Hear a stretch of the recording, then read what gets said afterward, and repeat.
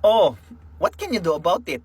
'Di ba? Sabi mo dito, pinapakita mo lang insensitivity mo sa flight ng mga manggagawang Pinoy, lalo na mga middle income na kinakaltasan ng tax at halos wala nang natutulong ang gobyerno tapos pinapababa pa ang kalagayan. Okay, I agree with your observations. Now, what can you do? 'Di ba? What can you do? Mag-rally na puro mura, walang saysay at puro selfie, gano'n, 'di ba? So, again, natatawa ako because you keep on misconstruing my position, saying that I do not want anything to change in our politics, when in fact I am just supplementing it with other solutions that you can do while you are being political.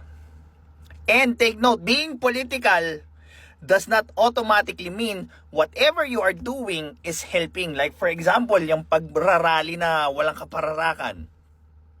Reklamo ng reklamo, 'di ba? Kung puro ganyan lang araw-araw, wala namang mangyayari. Nagbara lang kayo sa kalsada, 'di ba? Inabalan nyo lang yung mga tao na gustong pumasok ng trabaho, makapag-contribute sa society, so on and so forth. Tapos pagdating ng election, what now? Iboboto nyo yung mga taong galing sa dynasty, yung mga taong nagbibigay ng 500, 1,000 tuwing election, yung mga nadawit sa flood control ngayon, yung mga may kontraktor na congressman. Oh. 'Di ba? The solution is clear. 'Di ba? You have the goal and you have the result of whatever you're doing. Now, ang pangit kasi sa Pilipino is that they refuse to see yung result, and they keep on going through the intention of their action. Sa intention nila, oh, I want to help the Philippines, I want to clear corruption, I want to do virtue signaling, 'di ba? Gusto kong maging mabait, makabayad, so on and so forth. Now, paano mo siya ginagawa? And the better question is, yung result ba ng ginagawa mo is making you closer to your goal? Kasi kung hindi, why do it? 'Di ba? Bakit mo pa rin ginagawa? Wala naman palang resulta. 'Di ba? Umaasa lang kayo doon sa grupo na actual na nagfa-file ng kaso, tulad ng Mayors for Good Governance at yung Citizens for Good Governance, para doon sa ikalulutas ng korupsyon ng bansa. So, bakit hindi na lang kayo sumali doon?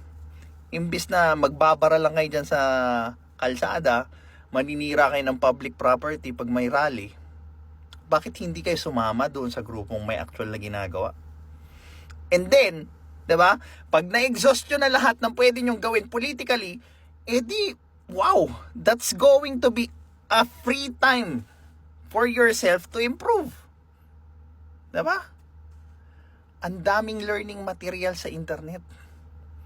Even yung mahihirap have already access to the internet using their mobile phones.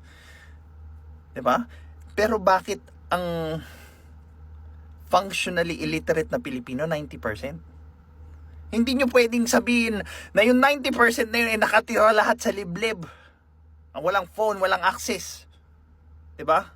Kalokohan yun.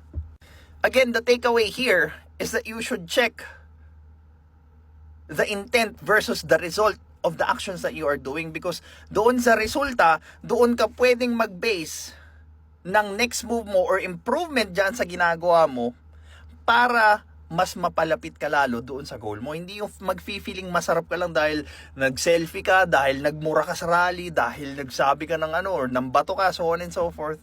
Because that does not make you closer to the goal that you want. Just makes you feel good. This is Pinoy Extreme.